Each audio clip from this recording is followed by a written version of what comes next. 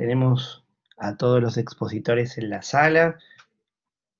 Realmente ha sido fantástica la concurrencia, así que estamos muy contentos con la predisposición de ustedes en la actividad. Para empezar, va a iniciar dando sus palabras de bienvenida a nuestra vicerrectora académica, la doctora Romina Cavalli. Romina, buenos días. Hola, muy buenos días a todos, bienvenidos a este espacio de la Universidad de El Salvador. Es un espacio de encuentro, de aprendizaje, de capacitación, muy agradecidos por el tiempo y por confiar nuevamente en nosotros para generar conocimiento, relaciones, así que nuevamente muy agradecida. También un especial agradecimiento al programa de educación a distancia de la universidad a través de su directora, Aide Nieto, que siempre nos brinda su capacitación y sus herramientas para tratar de aprender un poco más de esta virtualidad en estos momentos. Agradecer también a todo el equipo de inspectoras, de Pilar y Exaltación de la Cruz, y especialmente a la inspectora jefe de la región 11, a la profesora Marta Francesena. Marta, buenos días, bienvenida, y el espacio para todos ustedes. Gracias.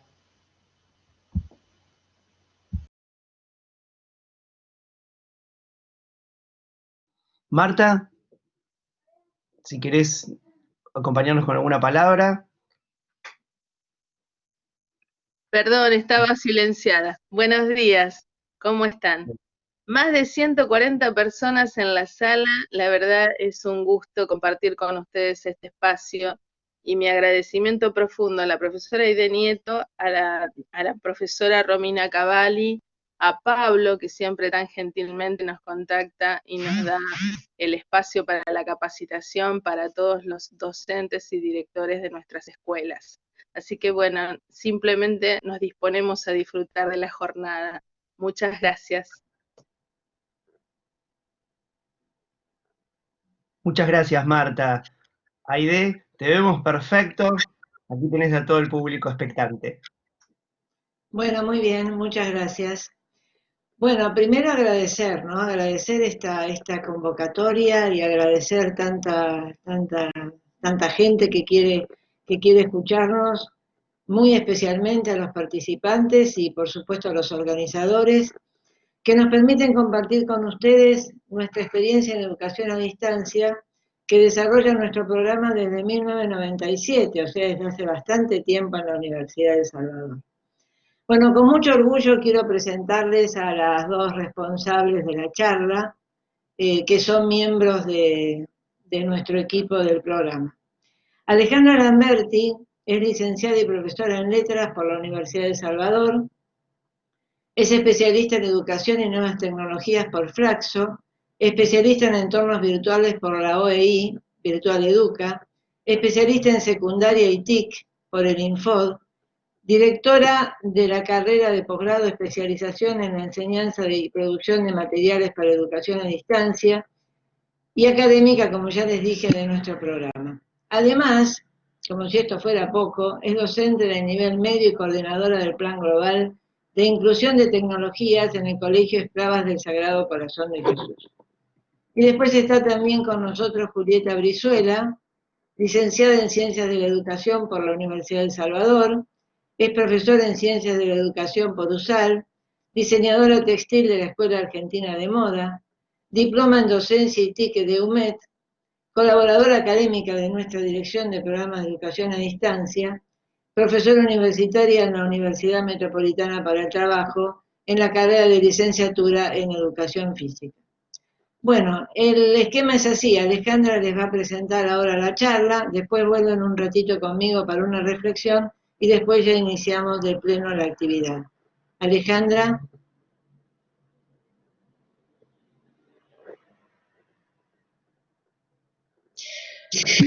Bueno, buenos días. Buenos días a todos. Bienvenidos y como dijeron Aide y Romina, les agradecemos la presencia. Nuestra idea en el día de hoy es tal como vemos en esta presentación, hacer primero una introducción, va a estar a cargo de Aide.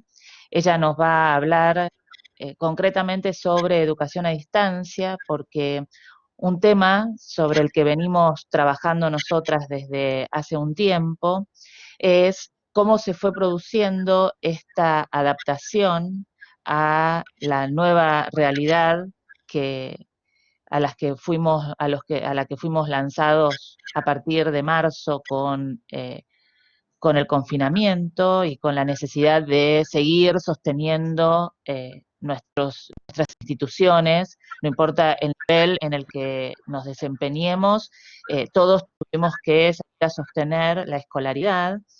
Entonces, bueno, desde nuestra experiencia en educación a distancia, ella nos va a presentar algunas herramientas que después vamos a seguir trabajando en la presentación. Después vamos a hablar de dónde estamos hoy, de cómo tuvimos que lanzarnos a esa realidad, cómo fuimos reconstruyendo estrategias para estas nuevas ecologías recicladas y, por último, algo que nos parece importantísimo pensar desde hoy, que es qué hacemos después, ¿no? Por eso alguna valija de herramientas para poder pensar en algunas claves para la pospandemia, ¿sí?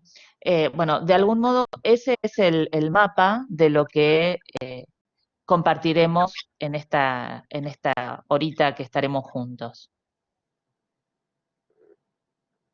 Aide. Bueno, muy bien, muchas gracias, Alejandra. Bueno, como esto es una introducción, yo quería tratar un tema más general, como dijo Alejandra, el tema de la educación a distancia, pero sobre todo quería compartir con ustedes algunas reflexiones relacionadas con este concepto de la distancia y con la evolución que la palabra distancia tuvo en el contexto de la educación. Miren, la educación a distancia siempre ha despertado cuestionamientos desde sus inicios a fines del siglo XIX, ¿no? La verdad que siempre fue considerada el plan B, con calidad bastante discutida, con desconfianza en los métodos de evaluación. Se la relaciona con el plagio, con la copia, con la ilegitimidad. Yo le he visto en discusiones en relación con la epistemología, hasta en discusiones en relación con los cálculos presupuestarios. O sea, en educación a distancia es muy discutida, todo se discute. En la actualidad, ¿no? Porque también han evolucionado las resistencias, pero en la actualidad las resistencias tienen algunos motivos como el temor al control, el temor a salir del espacio de confort y empezar a enfrentar los cambios, el temor de muchos docentes, sobre todo, a no adecuarse al trabajo con las TIC. Algunos hasta se plantean la pérdida de los espacios laborales.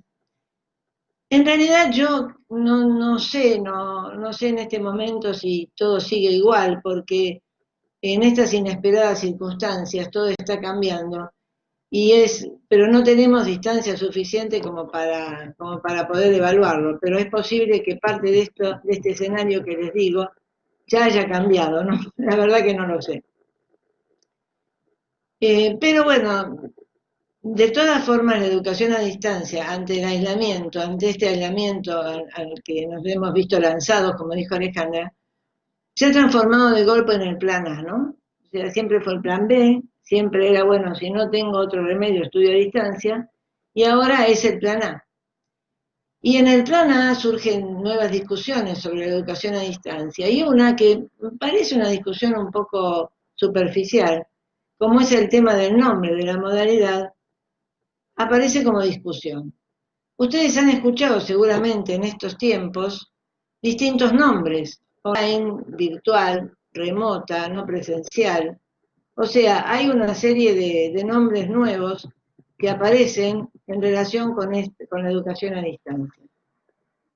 En realidad, en 2017, la CONEAU, que es la Comisión Nacional de Evaluación y Acreditación Universitarias, En la resolución ministerial 2641 decide una denominación que es la más difundida, la más popular. Dice, no, mire, vamos a llamarlo educación a distancia.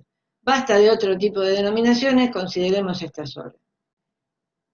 Y al principio, bueno, hubo reticencias con respecto a esta denominación, pero yo estoy pensando que después de todo, si considero que el concepto de distancia ha evolucionado, no está mal llamarlo de esta manera.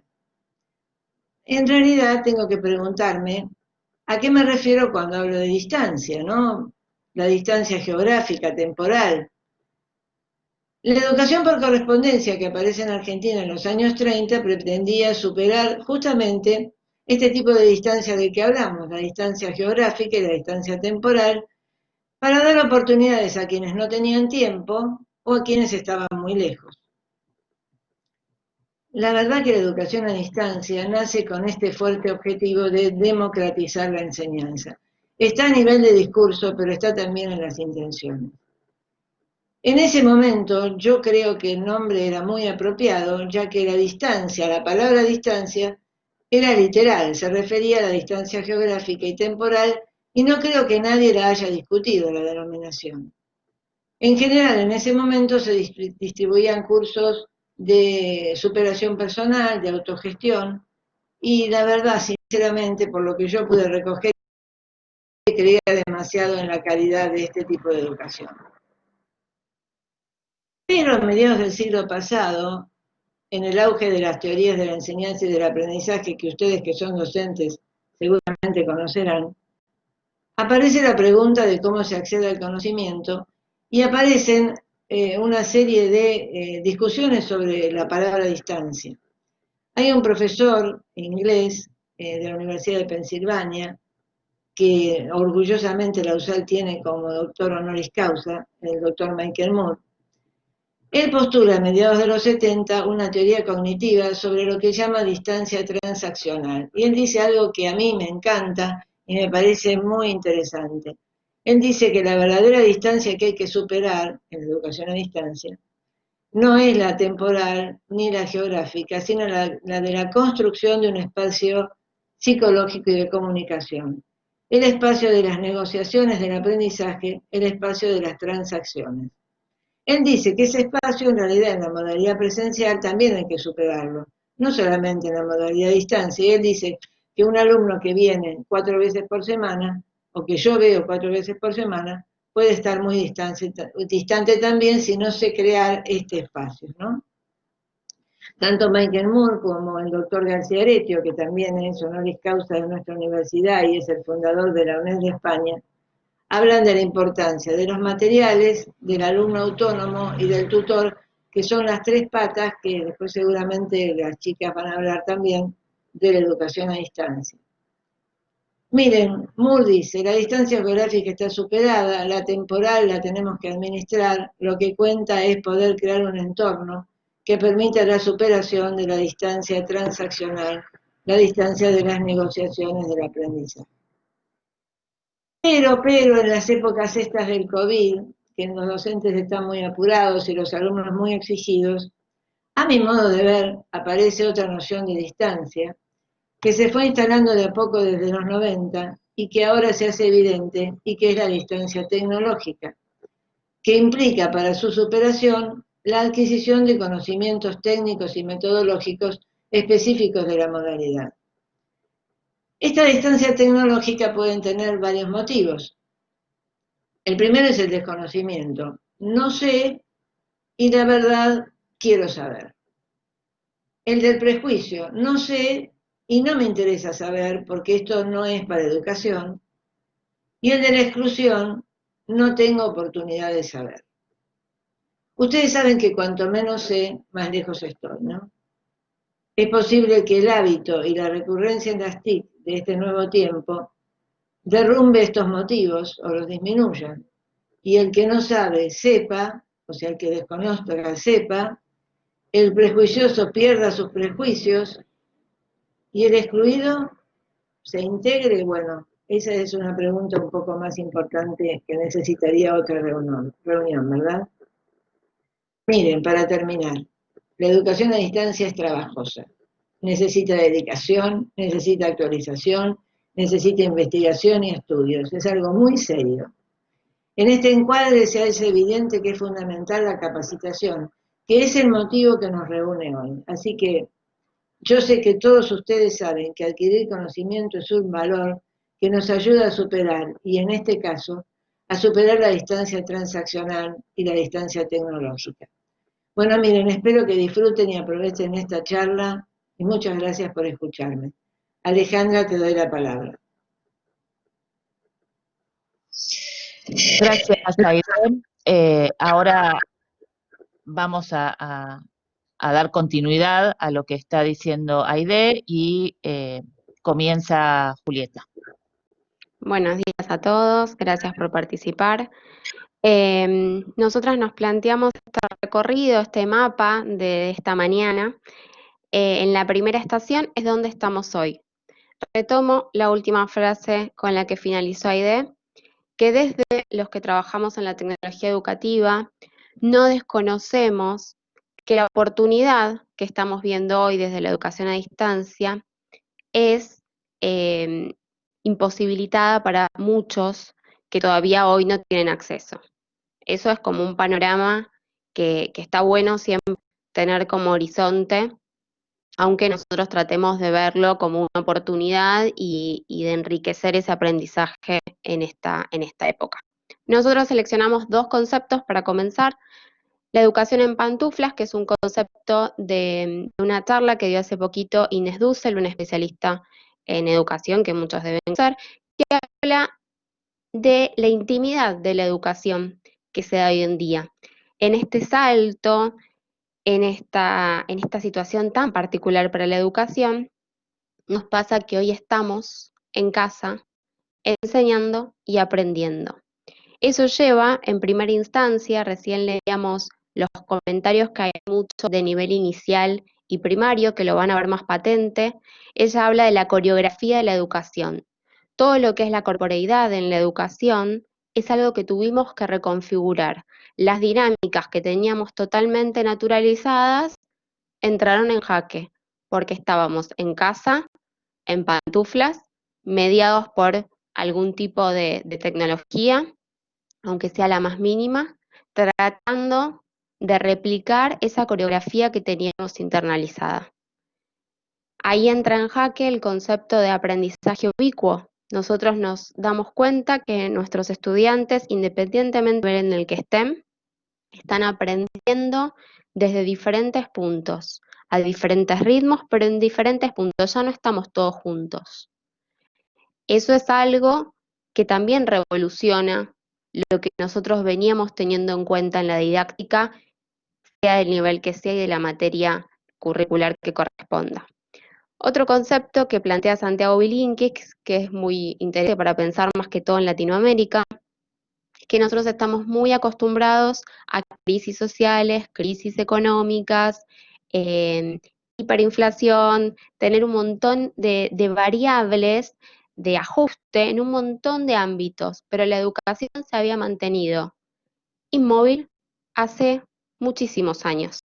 Es la primera vez que de manera taxativa se da un cambio tan profundo en la forma en la que tenemos que enseñar y en la forma en la que tenemos que aprender.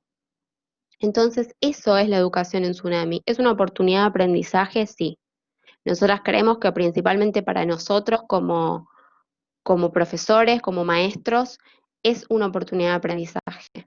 Pero también tenemos que tener en cuenta que estamos en el medio de un acontecimiento histórico que rompe con la linealidad que traía el sistema y las prácticas, como dice Inés Dussel.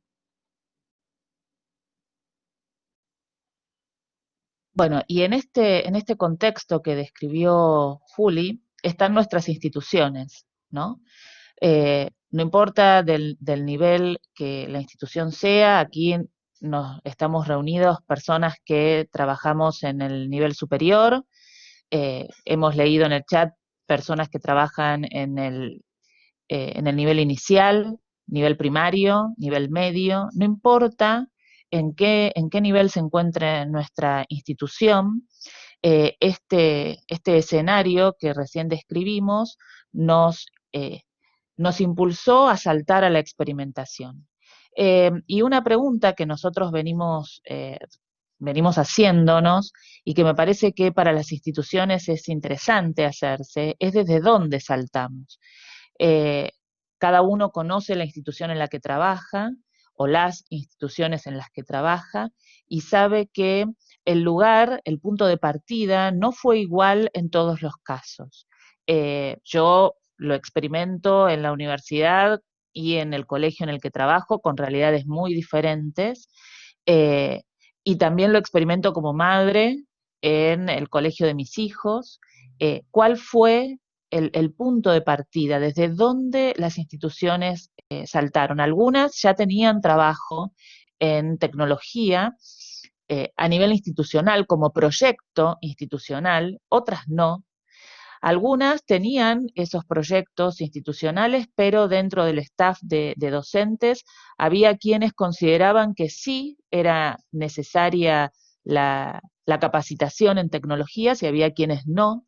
Entonces, aquí ya no hubo opción, ¿sí? Aquí no tuvimos la posibilidad de elegir, tuvimos que saltar, ¿sí? Y desde dónde saltamos a la experimentación, también de algún modo fue marcando este recorrido que hicimos hasta el momento, que me parece interesante que lo miremos y que construyamos una bitácora de esas experiencias. La documentación de las experiencias, que es una tarea que no siempre se hace en educación, me parece que es muy interesante para poder reconstruir, para poder aprender y para ver qué nos llevamos de todo esto.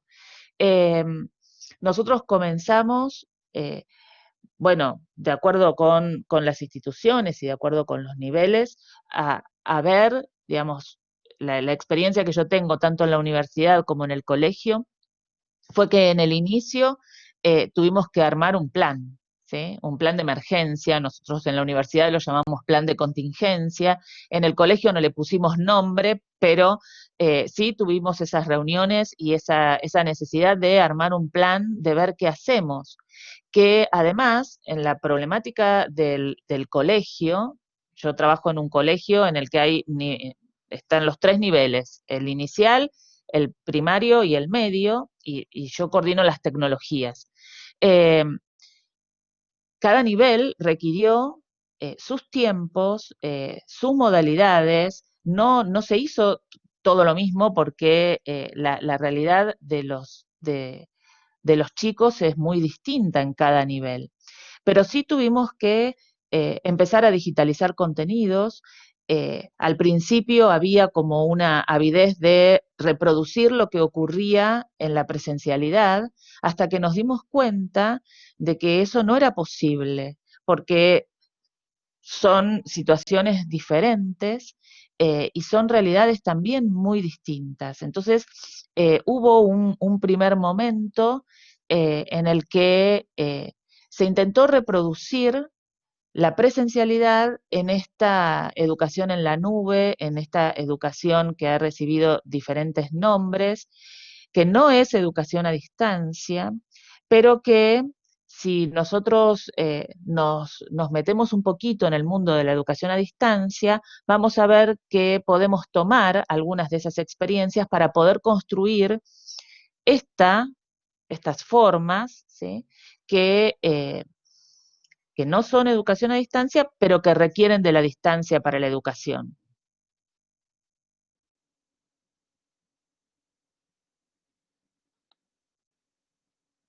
Bien, retomo lo último que decía Ale y hay un comentario sobre Mario, sobre lo que nos plantea Terigi, que nos habla de esto que contaba Ale de la educación en la nube. Nosotras la llamamos la educación en la nube justamente por esto, porque ahí es un modelo híbrido.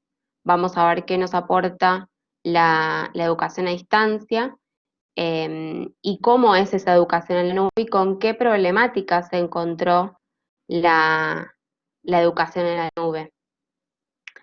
Por eso nosotros hacemos siempre de ambientes de enseñanza y aprendizaje reciclados, porque lo que hacemos es cristalizar esas prácticas, ese contrato pedagógico que nosotros mantenemos con nuestros estudiantes, una institución que nos respalda, y tratamos de tomar estas herramientas, esas prácticas, para llevarlas a la mediación tecnológica. ¿Qué pasa? La mediación tecnológica implica un nuevo saber. Ahora vamos a los aportes de esta educación a distancia. Sí, ahí yo estoy leyendo algunas Sí, preguntas yo en el también. chat y nosotras vamos interactuando y vamos recogiendo algunas de las cuestiones. Miren, cuando empezó todo esto, una de las primeras cuestiones que planteábamos nosotras es: esto no es educación a Claro. distancia. ¿Sí? O sea, esto es clarísimo para nosotras, esto no es educación a distancia, ni siquiera en este momento.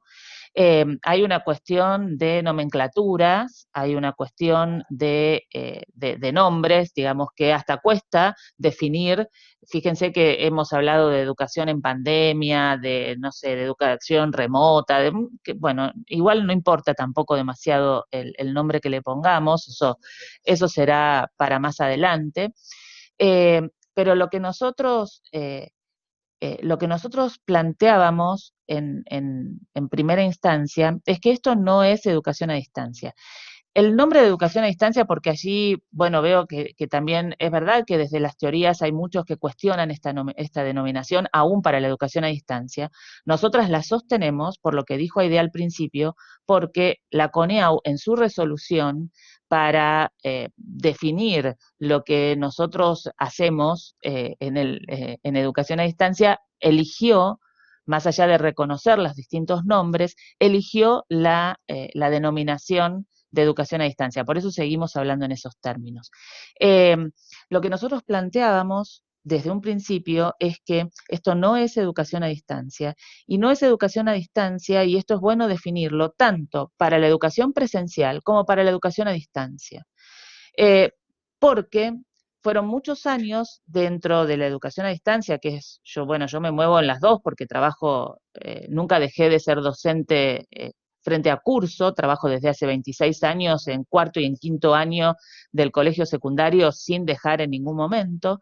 Eh, pero en educación a distancia costó mucho llegar al lugar en el que estábamos, y cuando apareció todo esto, aparecieron todas estas cuestiones, eh, cuando tuvimos que lanzarnos a esta virtualización de las clases, eh, empezaron a aparecer muchos cuestionamientos sobre la educación a distancia. Y fue un largo recorrido para tratar de instalar a la educación a distancia donde estaba, y de repente nos encontramos con muchísimos cuestionamientos que eh, están vinculados con muchas veces con el desconocimiento de lo que es educación a distancia, y con la realidad del contexto, ¿no? Entonces, la educación a distancia nos puede dar algunas claves para poder pensar en esta virtualización. Por ejemplo, en la educación a distancia, la centralidad está puesta en los materiales didácticos, en qué construimos para poder establecer ese diálogo del que hablaba Aide al principio, para poder vincularnos de otro modo con los estudiantes, porque en educación a distancia esa distancia existe, y nosotros hoy, en la realidad de lo que hemos construido en cada institución, no podemos tener la misma presencialidad que teníamos antes. Entonces es importante pensar en cómo construimos los materiales, centralizándonos en nodos conceptuales, ¿sí? Y focalizándonos en la autonomía y la autogestión de los estudiantes. Yo entiendo, porque también leí por ahí que hay un comentario, que esto es más propicio para el nivel superior y para, en cierta medida, el nivel medio. La educación a distancia no estaba pensada ni para el nivel medio, ni para el nivel primario, y menos para el nivel inicial. Pero sí, en el caso, por ejemplo, del nivel primario, me parece que es importante ayudar a los chicos en este contexto a generar ciertos procesos de autonomía y autogestión, que quizás es más importante que el contenido que les enseñemos. La figura del docente es un orientador, ¿sí? Esto ya en educación a distancia viene desde que se inició la educación a distancia. Todas estas cuestiones que yo les menciono acá son cuestiones que para la educación a distancia eran moneda corriente, ¿sí? Y también se hace visible el proceso de evaluación. El proceso de evaluación en educación a distancia no queda en un momento, en el momento de la evaluación concretamente, sino que se visibiliza todo el proceso, porque nosotros necesitamos ese proceso para ir construyendo el recorrido de los estudiantes. Esto en la educación presencial en algunos casos se hacía, pero no siempre. Y en educación a distancia es una clave para poder pensar en la creación de un entorno de aprendizaje.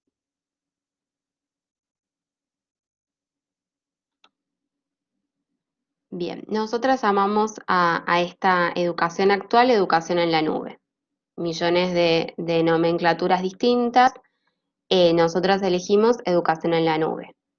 Algo de lo que recién comentábamos, el tema de las habilidades blandas y el andamiaje, las sobreexigencias, instancias sincrónicas y evaluación y cronograma.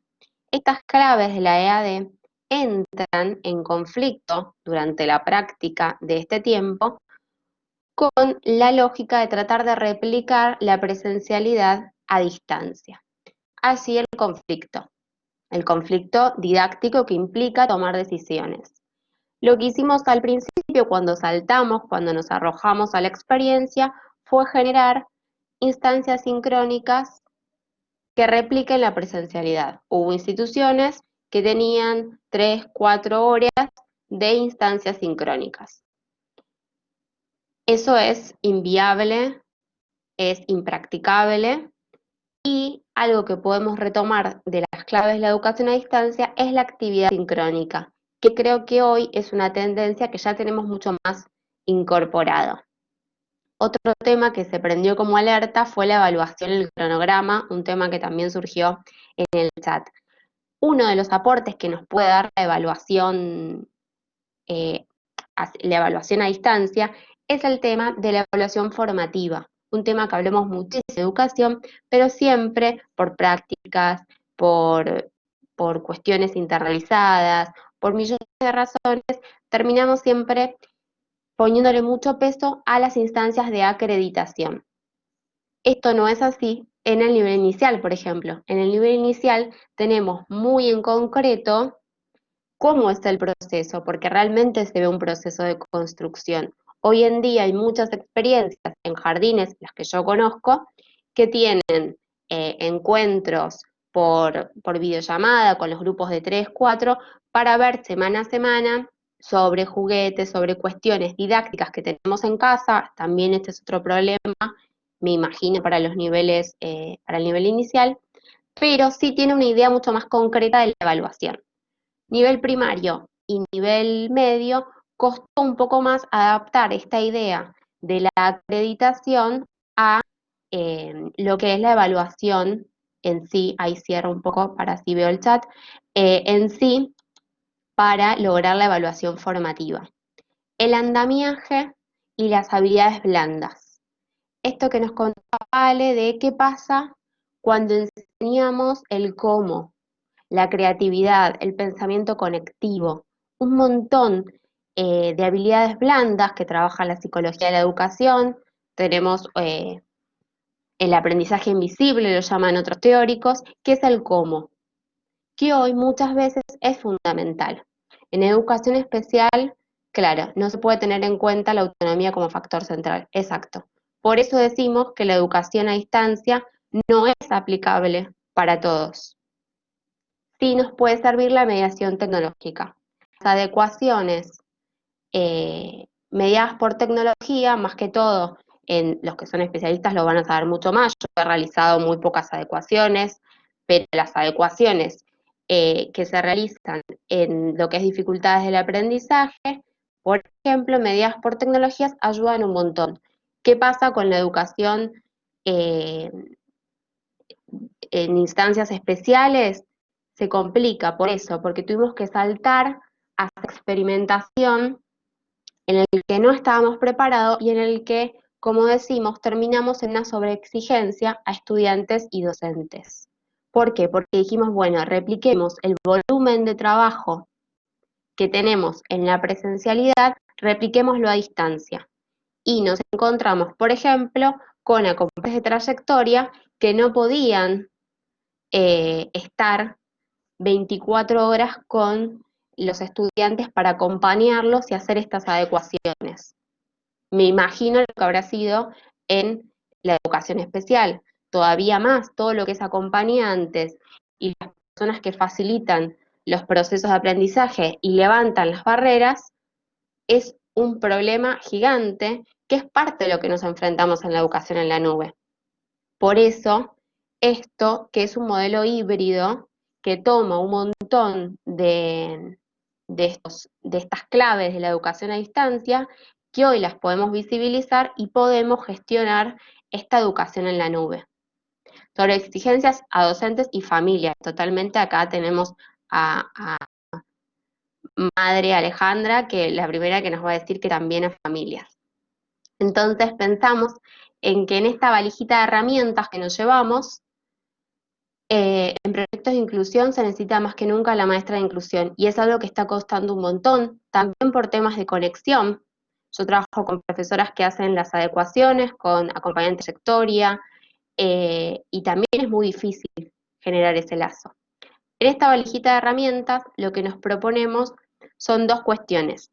La evaluación a Google abierto, que es un concepto de Santiago Bilinkis, que sí es más para educación media, que es esta idea de erradicar esta preocupación todo el tiempo por la copia y sí generar a partir del trabajo de habilidades blandas un pensamiento mucho más creativo, alejarnos de las preguntas fácticas, cuando necesarias obviamente, pero sí, como dice Melina Furman, por ejemplo, preguntas para pensar, tener en cuenta cómo gestionar estos aprendizajes creativos. ¿Por qué? Porque hoy nuestros estudiantes están aprendiendo a Google abierto. O sea, explícitamente hoy están en la compu a Google abierto.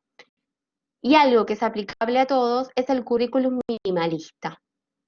Este currículum minimalista nos requiere centrarnos en qué es necesario, en qué es esencial que los estudiantes aprendan, cuáles son esos nodos conceptuales desde nivel inicial, primaria y nivel medio que son irrenunciables. Entonces, lo que nos da es un currículum mucho más despojado que también vuelve a desnaturalizar nuestras prácticas. Aquello que nosotros creíamos esencial, hoy se está reconfigurando. Entonces, ese objetivo de aprendizaje, fundamentalmente, me imagino en sala de 5, por ejemplo, que hay objetivos muy claros, bueno, esos objetivos cobran mucha mayor importancia que en la educación presencial pre-COVID, obviamente. Bueno, antes de avanzar, voy a retomar algunas de las cuestiones que aparecieron en el chat y que Juli también estuvo contestando. En el colegio en el que yo trabajo, nosotros tenemos, yo doy clases en cuarto y en quinto año, y en cuarto y en quinto año, en quinto tengo cuatro chicos, 5 chicos con trayectorias especiales. Uno de ellos con una maestra, una profesora que lo acompaña en las clases. Y en todo este proceso, cuando nosotros hicimos ese salto a la experimentación y organizamos el modo en el que trabajaríamos en cada uno de los niveles, que como les digo, fue diferente, con tiempos distintos también, en todo momento el equipo de orientación del colegio nos acompañó y nos sigue acompañando, inclusive nosotros tenemos un campus virtual esos equipos de orientación están adentro de las aulas. O sea, la coordinadora de orientación es una docente más dentro del aula, dentro de las aulas virtuales. Está en todas las aulas virtuales en las que hay chicos con algún tipo de recorrido especial, que en este momento, bueno, por lo menos en el colegio en el que yo trabajo, ocurre en todos los años. Y en los casos en los que hay además una maestra,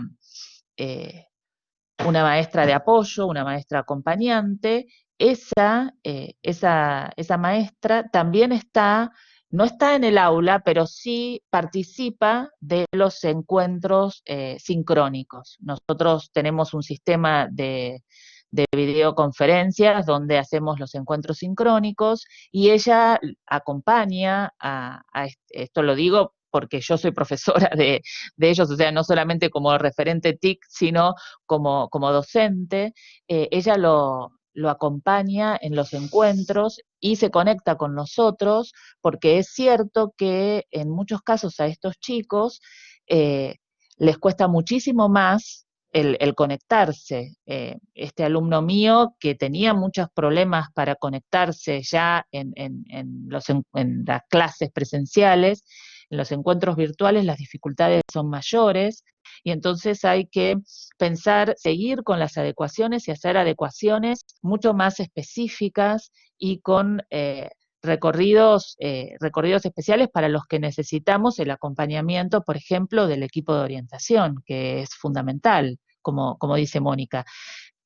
Sin ese equipo de orientación no hubiéramos podido organizar esto. Y como digo, los ritmos son diferentes, y en el nivel primario, en el colegio, en este momento, cuando ya los chicos están más habituados, porque fue todo un tema habituarlos a un campus virtual, habituarlos a trabajar en la virtualidad, a ellos y a sus padres, por supuesto, a sus familias. En algunos casos son los abuelos los que acompañan porque los padres están trabajando y tampoco pueden. Y en este momento estamos iniciando en el colegio aulas, unas aulas que son aulas especiales de encuentro, ¿no? Son aulas pensadas para espacios de encuentro donde no están los maestros, sino que están esas personas que a los chicos los van acompañando, que bueno, no son auxiliares, pero más o menos, digamos, que los van acompañando en otras instancias que no son las instancias de los contenidos académicos.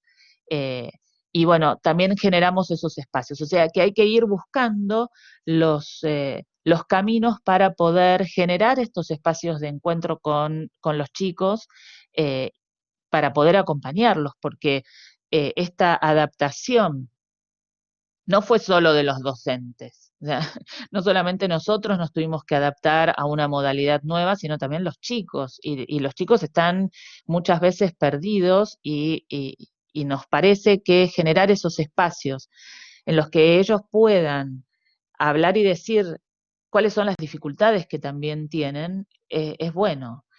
Sí, los preceptores, eso depende como el funcionamiento de cada institución. En el colegio en el que yo trabajo hay un equipo de tutores, se ha reforzado desde hace muchos años el trabajo con los tutores, y cada curso tiene su tutor, y también generamos, esto en el nivel medio, y también generamos un aula para cada tutor, donde no entran los directivos. Inclusive en el nivel medio seguimos con proyectos, como proyectos que teníamos de antemano, proyectos de drogadicción y de alcoholismo. Se siguieron dando esas charlas y se siguieron manteniendo esos espacios, también para que los chicos despejen un poco su cabeza del problema de la pandemia. Hay problemáticas en los séptimos y en los quintos años que hay que trabajar con ellos, porque son cursos que están sufriendo y que están pasando, digamos, momentos complicados, porque sobre todo los quintos años, ¿no? Mi hija está en quinto año, así que lo vivo como profesora y como madre. Entonces, bueno, todos esos espacios hay que también dejarlos abiertos como para que se canalicen estas necesidades que trascienden el tema pedagógico, ¿no? Que trascienden lo disciplinar, lo curricular. Bien, entonces, pensando un poco en todo este recorrido, digamos, más allá de que las problemáticas siguen y que seguimos trabajando en construcción de nuevas aulas y de nuevas circunstancias. Ahora, bueno, para los profesores que estamos en el nivel medio, en este momento estamos pensando en las evaluaciones de julio, los alumnos de las materias previas. Eso también se tiene que seguir pensando y planificando. En la universidad estamos planificando las mesas de examen.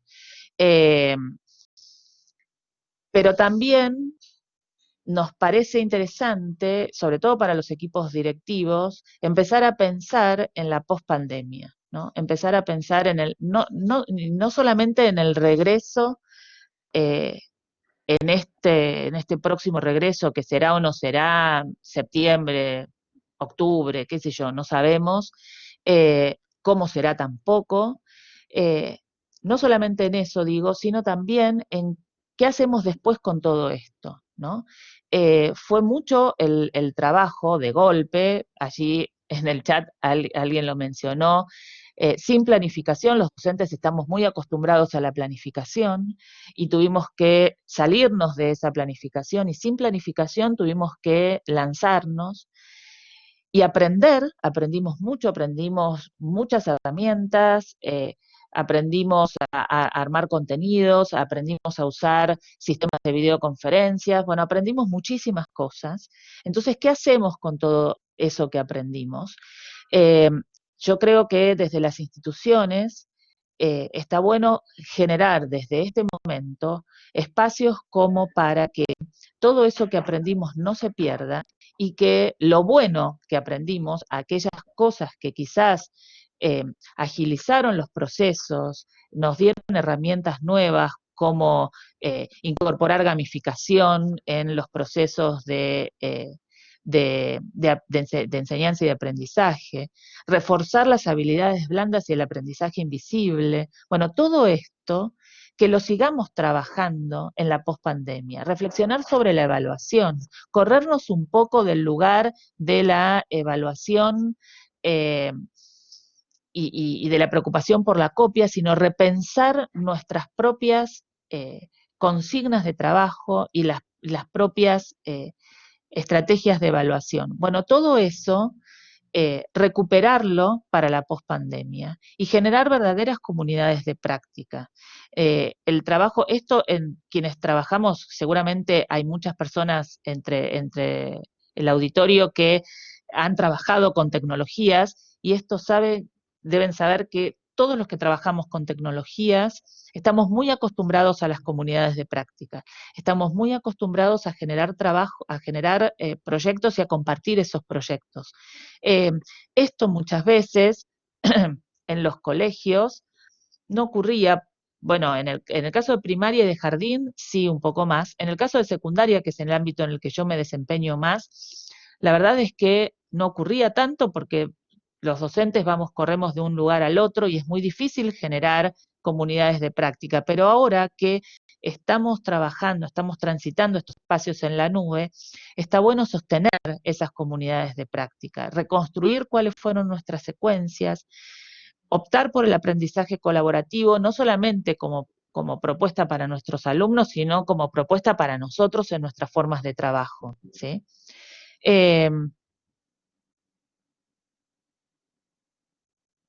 Juli. Ay, perdón, te había perdido por un segundo. Recopilando, ahí no me daban las manos para contestar el chat. Dos cuestiones que creo que van por la misma línea. Hoy hablamos de Internet como derecho humano. Hoy se visibilizan, como decíamos al principio, que esta oportunidad que nosotros planteamos para muchos es una no posibilidad, dice en una de sus charlas Perigi, para otros. Esa imposibilidad lo que hace es traccionar, como dice Paula, esta sociedad para un lugar que va a acrecentar esta diferencia.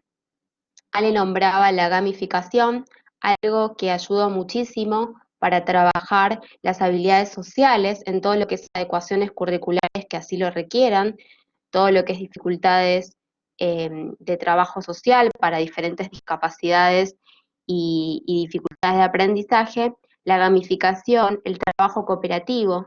Tenemos muchas aplicaciones, muchas posibilidades para trabajar en equipo y que se visibilice. Eso hace que fortalezca en mayor o menor medida esto que planteaban en el chat de qué pasa con las adecuaciones curriculares.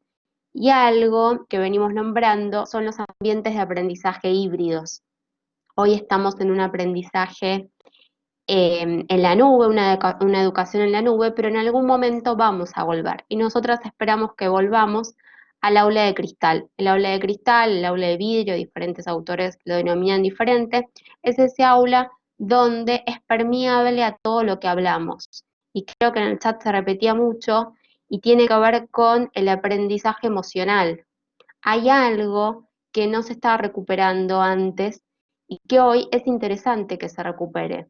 Como decía Sandra, hoy están cocinando en casa, hoy están compartiendo en casa. Para muchos debe ser una experiencia totalmente agradable y enriquecedora. ¿Qué hacemos con los que no? ¿Qué espacios como el de drogadicción y diferentes espacios de contención en los diferentes niveles? Piensen que ustedes lo saben más que nadie, en los niveles iniciales se demuestran muchas cosas de juego, en la interacción. ¿Qué pasa hoy que no los tenemos? Bueno, este aula de cristal nos lleva al desafío de volver a generar ambientes híbridos donde la realidad tecnológica y social se cristalice. Y nosotras terminamos siempre con una frase. Ahí se me cambia, sí. Los obstáculos en el recorrido también son parte del camino. Es algo de este aprendizaje, esta adaptación que hicimos todos cuando saltamos desde nuestros lugares, desde nuestras posibilidades y con los estudiantes que teníamos en el nivel que nos toca trabajar, que elegimos. Bueno, ¿qué aprendemos? ¿Qué problemas se visibilizan? ¿Y qué aprendemos de este recorrido?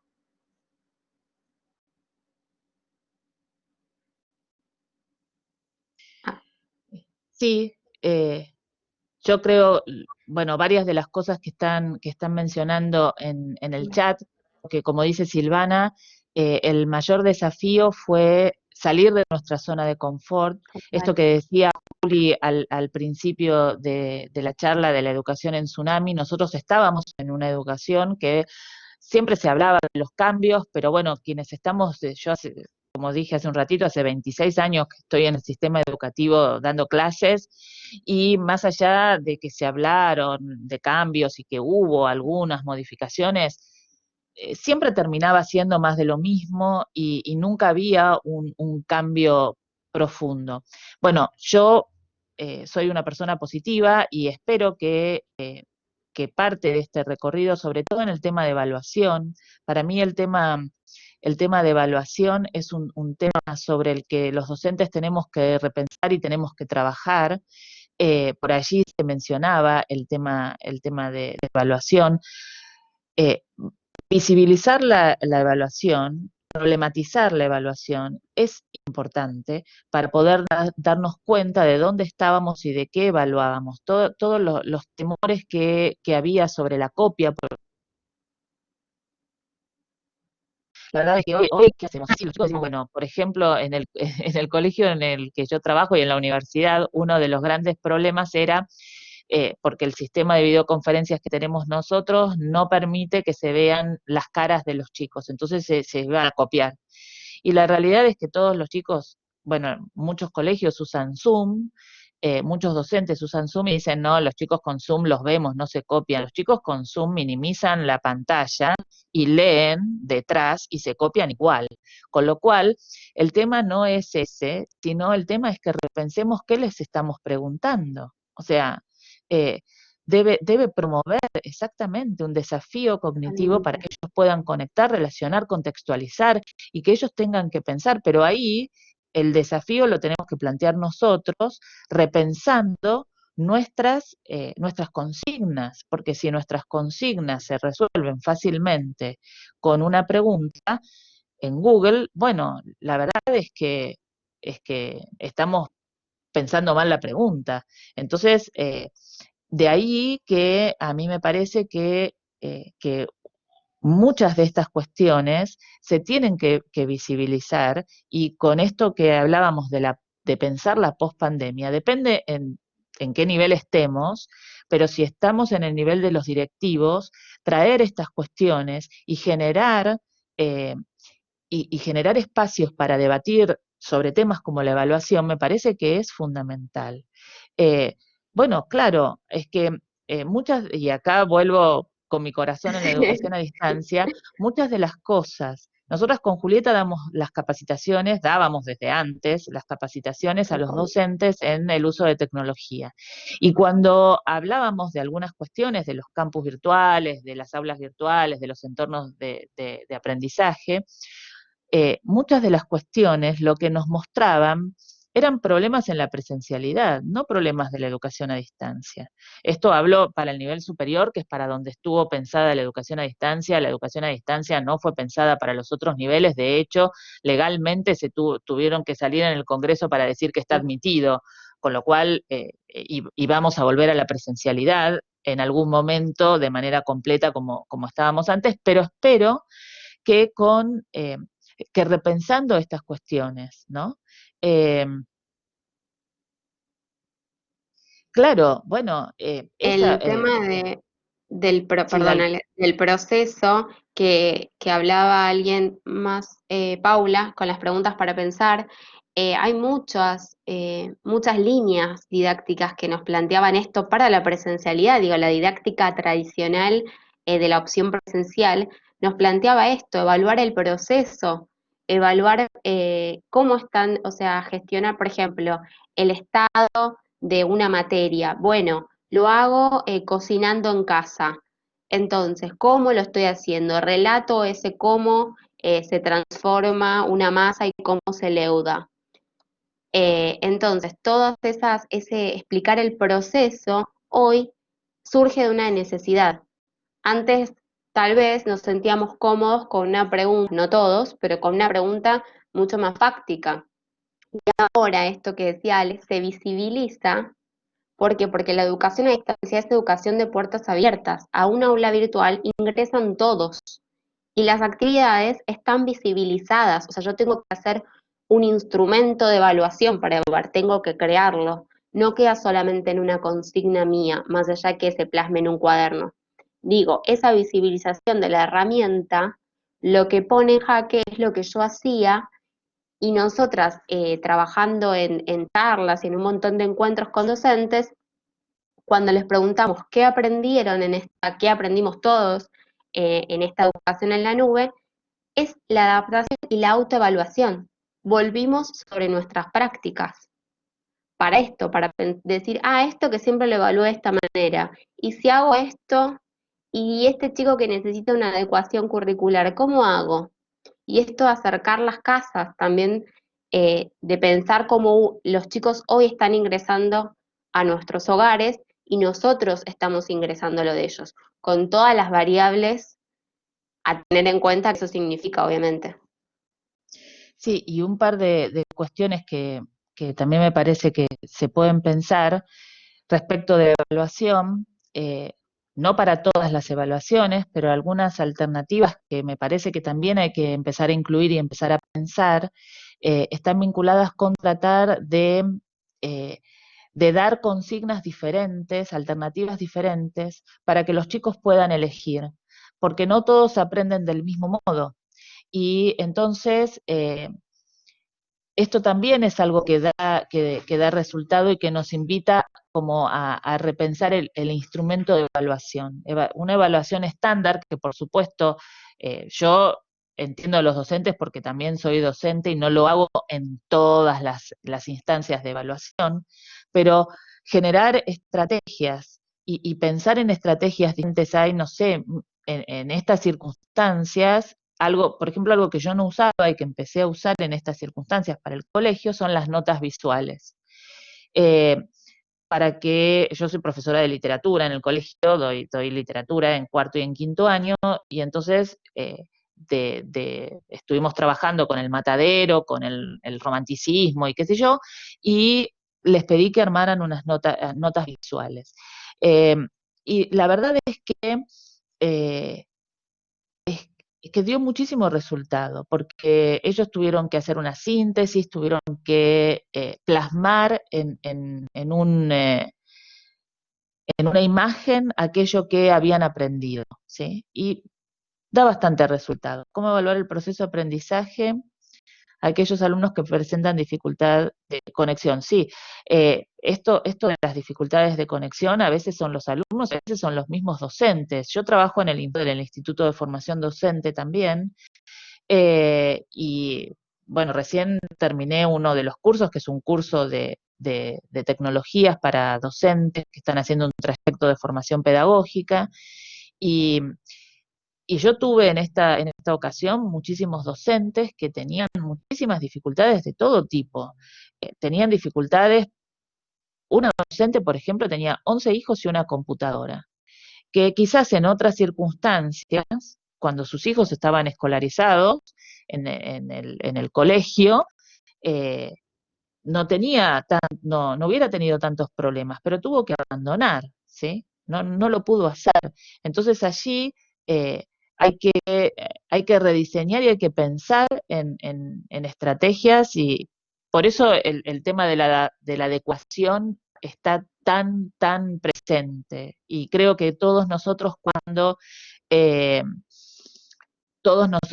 cuando estamos hablando de qué aprendimos, y aprendimos a adaptarnos y adecuar nuestro currículum a esta realidad, ¿sí?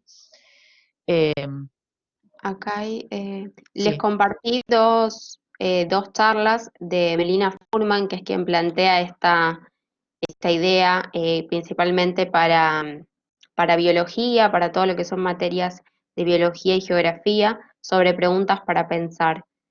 Eh, Rescatamos lo que dice Clara: la digitalización de la escuela implica algo del acceso visual y esto del tiempo de pantalla. Hay algo que muchos deben conocer, que es el efecto flow. Cuando algo me interesa, mantengo la atención mucho más tiempo que cuando algo me desconecta.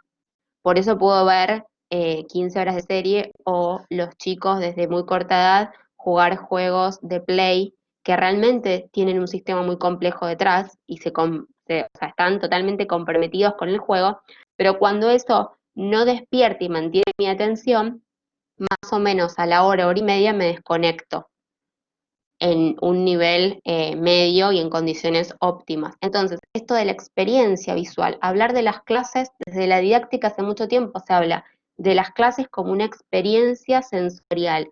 No vamos a hacer todos los días una clase teatral, pero sí o sea, tener en cuenta las diferentes inteligencias de vez en cuando activando una o la otra, donde se puede aprender a hacer preguntas no googleables.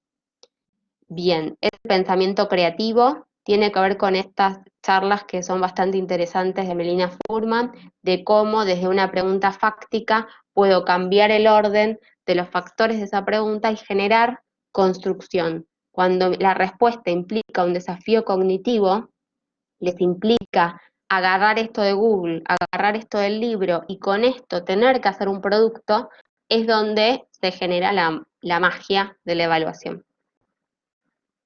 claro, preguntas en realidad no, depende de las disciplinas. Claro. Yo, hablada con las letras, eh, si nosotros planteamos preguntas que entrecrucen textos, la verdad es que eso genera entrecrucen textos o que los desafíen. Por ejemplo, el otro día empecé a dar realismo en cuarto año, y les di para ver una charla TED que a mí me gusta mucho, que es El peligro de una historia única, se llama la charla TED.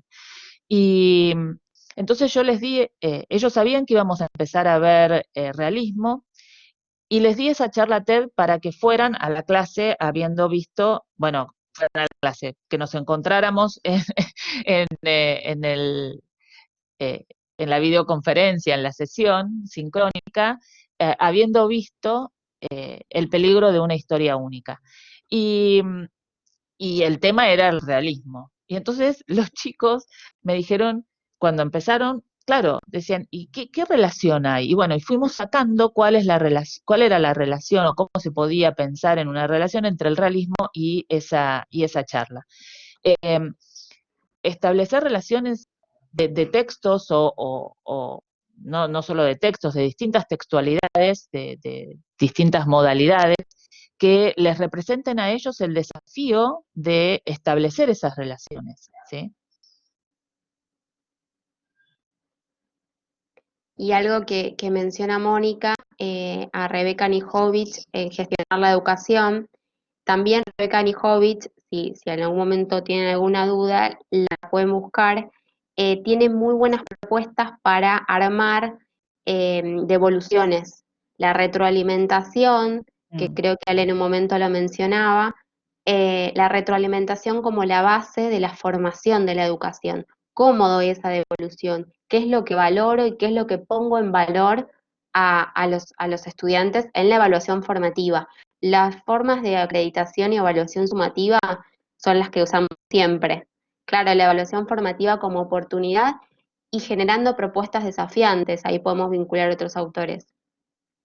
Sí, el tema de la retroalimentación, que también en estos espacios virtuales, se visibiliza aún más. Y yo les cuento experiencias. Acá a mis hijos en un primer momento los llenaron de actividades, no daban abasto con las cantidades, mis hijos que están en el secundario, con la cantidad de actividades que tenían, y la devolución de los docentes era visto, ¿no? Recibido. Y a ellos les generaba una frustración enorme porque decían, yo estuve haciendo el trabajo un montón de tiempo para que me diga un visto. Eh, entonces, me parece que pensar en la retroalimentación, en pensarnos en un esquema de retroalimentación en el que se destaque primero aquello que hicieron bien para después poder construir y decir, bueno, acá te equivocaste. Armar portfolios es una ocasión. Con los chicos de cuarto año yo estoy generando un portfolio de cada uno para ver los procesos de escritura, para que ellos reflexionen sobre los errores, porque sin volver al error es imposible poder reconstruir, y que el error no sea visto como algo punible, sino que el error sea visto como una posibilidad para aprender. Pero también ahí está el modo en que nosotros les damos esas devoluciones o esas retroalimentaciones, ¿sí? Si la retroalimentación es constructiva, entonces se va a poder construir sobre esa base. Y también el tema de las consignas, que es algo muy difícil a veces de cuestionarse. Es un tema complejo porque implica también esto que dice Sandra, de darse el permiso de no saber. Me río porque la otra vez estábamos corrigiendo unos trabajos en dúo con Alejandra de nivel superior y había algunas cosas que no nos cerraban y volvíamos sobre nuestra consigna, o sea, siempre volvíamos a ver si el error había sido nuestro. Entonces era como, está bien, esto lo pusimos. Entonces, volver sobre nuestras consignas, que hoy se materializan aparte, por la consigna, vuelvo a lo mismo, lo tengo que generar en un instrumento. Bueno, esto cobra mucha importancia, mucha fuerza. Y la verdad es que compartiendo todos los autores, estamos generando comunidad de práctica. Si alguien no conocía a Rebeca, si alguien no conocía el proyecto de Melina Furman, que ahí Paula compartió, tenemos material para descargar, esto es la comunidad de prácticas. Me parece que estamos sobre el tiempo, no sé, Ale. Sí, me parece que estamos sobre el tiempo, no sé, Pablo. Sí, Alejandra. A ver, Nos copamos. la realidad, yo los escucho y es riquísimo lo que surge. Es riquísimo porque realmente buscábamos estos espacios. Ahí estaba hablando con Julia, a quien le voy a dar ahora la palabra a la inspectora, y la intención originalmente cuando pensamos en generar esta capacitación era buscar espacios de reflexión práctica. Y creo que en este lugar es donde la universidad se acerca, donde trasladamos experiencias, donde compartimos vivencias. Yo, Julieta, te escuchaba citar a Melina Furman. Como papá, el libro Criar hijos curiosos me parece una revelación. O sea, más allá de que en materia de educación es súper interesante, yo soy historiador del mundo antiguo, por lo que Melina Furman en su explicación científica de las cosas generalmente siempre nos termina dando vueltas, pero digo, qué interesante que es transformar esto en oportunidades, ¿no? Y creemos que cuando Aide empezó la presentación e hizo ese recorrido sobre el plan B, bueno, ahora el plan B ya dejó de existir, estamos en el plan A. Y qué bueno y qué importante que es que podamos pensar en nuevas estrategias pedagógicas didácticas, ¿no? Qué actualidad y qué importante que podamos abrir la discusión. Agradecemos enormemente a las autoridades de los colegios que se han tomado el espacio de acompañarnos. Creemos y sabemos el nivel de compromisos que tienen diariamente y haber dedicado parte de su jornada de la mañana a esta formación, realmente creemos que es muy interesante. Julia, no sé si vos querés acompañarnos con alguna reflexión final. Sí, la verdad que no puedo activar el video, pero ahora. Pero agradezco a todos, a todos la predisposición, las buenas intenciones de todas las opiniones. Nosotros creemos que el formato de escuela puede variar, que la misión de la escuela es siempre la misma, que es enseñar, que tenemos que ir actualizándonos de acuerdo al contexto que nos toca vivir, que tenemos que tener en cuenta estos momentos históricos, estos momentos con las realidades que tenemos. Son muchos los desafíos, yo veo que hay muchas posturas, pero que todos estamos por lo mismo, ¿no? Por brindar la mejor enseñanza, por desarrollar criterios de pensamiento, por enseñar a pensar y brindarles a los alumnos las herramientas que necesiten para que tengan un mejor futuro. Estos espacios me parece que son riquísimos, que nos nutren a todos y nos dan muchos elementos para seguir pensando cómo mejorar la educación. Les agradezco infinitamente la charla, les agradezco a los directores, a los docentes, a las inspectoras y a todos los que están hoy presentes en este momento para poder seguir pensando cómo mejorar la educación, cómo mejorar las prácticas y cómo sacar adelante a estos chicos que hoy por hoy tienen un contexto muy distinto y que tuvieron que hacerse cargo de esto junto con su familia. Así que bueno, nada más. Muchas gracias y espero que les haya gustado. Clarísimo, Julia, muchísimas gracias. Aide, ¿querés una consideración de cierre final? Sí, claro. Por supuesto, agradecer desde ya la participación y la verdad que leyendo el chat me acordé de un profesor mío de filosofía que decía que el que pregunta no es el que ignora, es el que sabe. Y la verdad que yo en este chat he visto mucha gente muy preparada que sabe preguntar y eso es muy importante porque le ha dado una gran jerarquía a esta reunión. Así que les agradezco infinitamente. Gracias. Que tengan muy buena mañana y nos volvemos a encontrar en el próximo encuentro. Muchas gracias a todos. Chau, chau. Gracias Adiós. a todos.